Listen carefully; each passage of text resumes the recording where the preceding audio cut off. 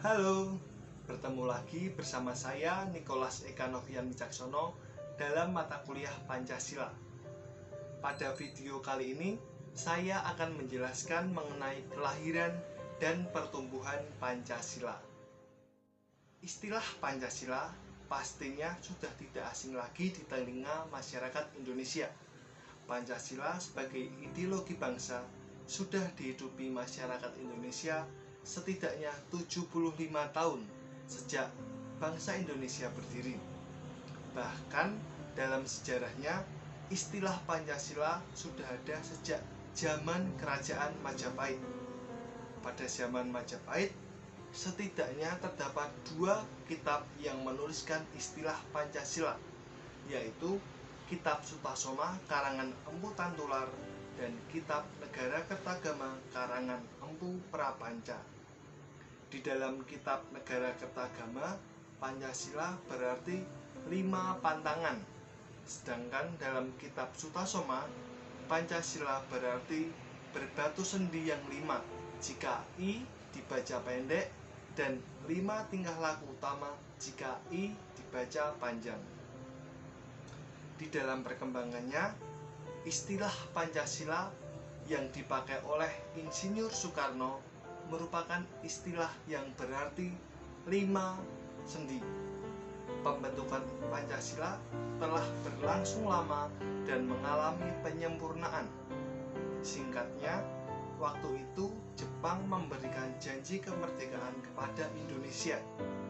Menanggapi hal ini, maka dibentuklah Dokuritsu Junbi Josakai atau Badan Penyelidik Usaha Persiapan Kemerdekaan Indonesia untuk mempersiapkan kemerdekaan Indonesia.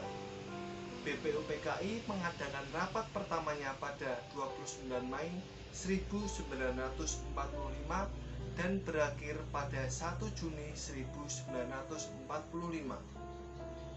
Tokoh bangsa Muhammad Yamin, Dr. Supomo, dan Insinyur Soekarno memberikan pendapatnya di hadapan Dewan.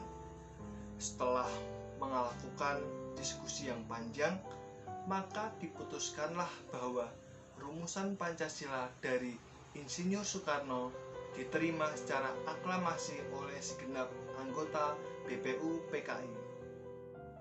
Selanjutnya, BPUPKI membentuk Panitia 9 untuk menyusun Undang-Undang Dasar yang berdasarkan pada pidato Soekarno. Selain UUD, panitia ini bertugas menyempurnakan gagasan Soekarno. Di dalam penyempurnaannya pun juga terjadi perdebatan pada sila pertama dalam Piagam Jakarta.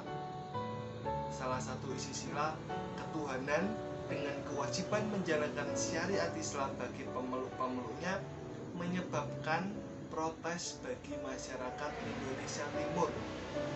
Oleh karena itu, Muhammad Hatta dalam suatu pertemuan singkat meminta agar kalimat itu diganti ketuhanan yang Maha Esa demi keutuhan Indonesia Raya.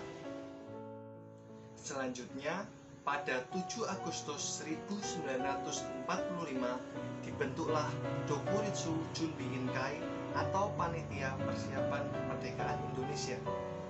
PPKI bertugas meresmikan pembukaan dan batang tubuh Undang-Undang Dasar 1945 dan mempersiapkan aneka hal untuk kemerdekaan Indonesia. Panitia ini diresmikan oleh Jenderal Terauchi pada 9 Agustus 1945 di kota Ho Chi Minh, Vietnam. Pasca proklamasi kemerdekaan pada 18 Agustus 1945, PPKI mengadakan rapat pertamanya sekaligus mengesahkan Undang-Undang Dasar 1945 yang di dalamnya terdapat dan tercantum Pancasila. Dalam perkembangan pasca kemerdekaan atau biasa disebut Orde Lama, Pancasila mengalami ancaman dari berbagai macam pihak. Banyak yang ingin mengganti Pancasila dengan ideologi lain, sehingga muncul beberapa pemberontakan seperti PKI, RMS, dan PRRI. Selanjutnya, Dengan lengsernya Soekarno dalam perpolitikan nasional menyebabkan Soeharto naik tahta menjadi presiden. Visi pemerintahan Orde Baru ini yakni melaksanakan Pancasila dan Undang-Undang Dasar 1945 secara murni dan konsekuen dalam setiap aspek kehidupan masyarakat Indonesia. Periode ini cenderung tentram karena pemberontakan dapat disingkirkan.